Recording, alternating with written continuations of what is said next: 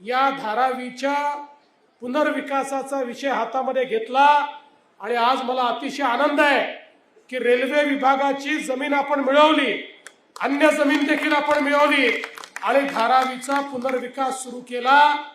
आणि मला सांगताना आनंद वाटतो, काही लोक खूप वेगवेगळ्या गोष्टी या ठिकाणी फैलवतात, म्हणून स्पष्टपणे सांगतो, धारावीतल्या सगळ्या पात्र लोकांना धारावीमध्येच या ठिकाणी त्यांचं हक्काचं घर मिळणार आहे। आणि या ठिकाणी जे सगळ्यात छोटं घर आहे तेही 300 स्क्वेअर फुटाचं नाही, ते 350 स्क्वेअर फुटाचं असणार आहे। हा देखील राज्य सरकारने निर्णय घेतलाय।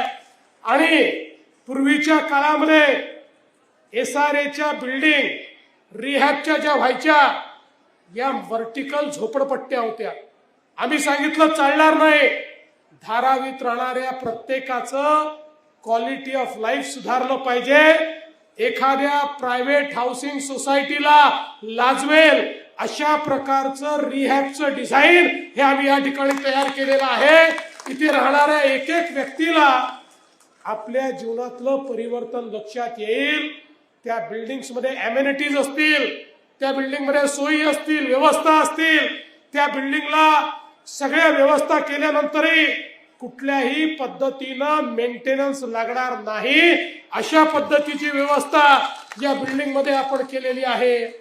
आणि एवढंच नाही तर धारावीचा संपूर्ण विकास करताना या ठिकाणी या सगळ्या एरियामध्ये गार्डनही तयार करणार आहोत, या क्षेत्रामध्ये खेळाचं मैदानही तयार करणार आहोत। आणि विशेषतः धारावीमध्ये जो व्यवसाय आहे त्या व्यवसायाच्या आधारावर ही धारावी उभी आहे।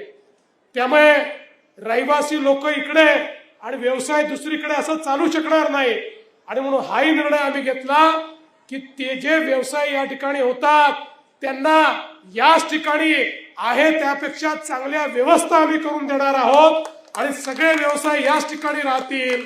आणि एवढंच नाही तर एकदा धारावीचं रिडेव्हलपमेंट पूर्ण झालं, व्यवसायांना जागा दिल्या की त्यानंतर पुढचे 5 वर्ष त्या सगळ्या व्यवसायांना राज्य सरकारचे सगळे टॅक्सेस हे आम्ही माफ करणार आहोत, जेणेकरून त्यांना आपला जो काही या ठिकाणी व्यवसाय आहे तो चांगल्या पद्धतीने उभा करता आला पाहिजे।